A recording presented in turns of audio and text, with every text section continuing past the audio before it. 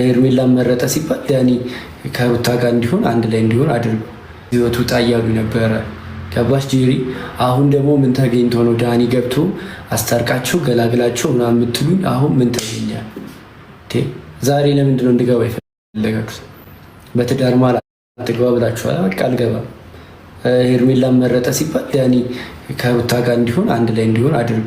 ትናንትና ደግሞ ለምን ከሄርሜላ ጋር ሆነ ስትሉ ነበር። ግራ ገባችሁ። በሆነ ግራ ነው ታገቡት። በጣም ነው ግራ የምታገቡት ካወቃችሁ። አትናደድ። በቃ ዳኒ ያናዱኛል። እግዚአብሔሮች ለማሳረቅ ሰሞቅ በመሀል ገባ። አይ አይመለከተኝም። ለምን አይመለከተኝም ትላለህ? ሩታ እኮ ብቻዋን ናት። ትዳራቸውን አድንላቸው። ትናንት ትዳር ረብሽ ያላችሁ ልጅ ማለት ነው።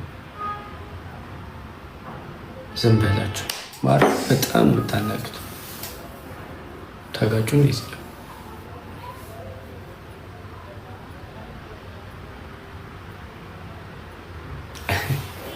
ችግር የለውም አታስቡ።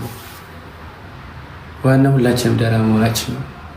ዋናው ደህና መሆናችን ነው አይደል? ከይስ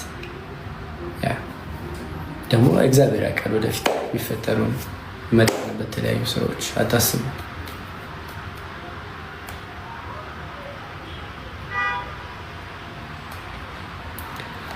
እኔ ጋይስ አስገባችኋለሁ፣ ግን እዚህ ጋር ገብታችሁ ስድድብ ከሆነ አላስገባም። ገስት ከኔ ጋር ተሰዳደቡ ከሆነ ገስ አስገባም አላስገባም።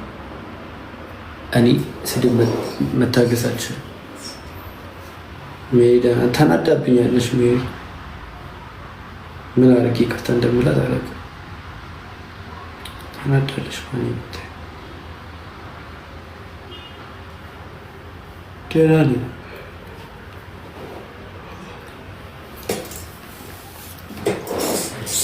እና ችግር የለውም። አይመለከተኝም። ጋይስ ግባና አስታርቀ እንዳትቁኝ ከዚህ በኋላ እሺ። ጥሩ ሀሳብ አላት እንገራል።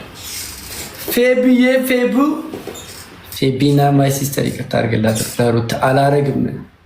ፈራ ብሞት ነው አላረግላት። ግዛላት። ውድ እኮ ነው። አገባ አለሁልሽ። እህታለም አለሁልሽ። ደህና ነች። መቼ ይቅርታ ማላረግላት? መቼ እንደዛ ተናግራ ከቤት አስወጥታን ይቅርታ አድርግላት። እንዴት ይቅርታ ማድረግላት? እናንተ ብትሆን ይቅርታ ታደርጉላት አላችሁ ለሩታ? አታረጉም። ስለዚህ እኔ አላረግም ይቅርታ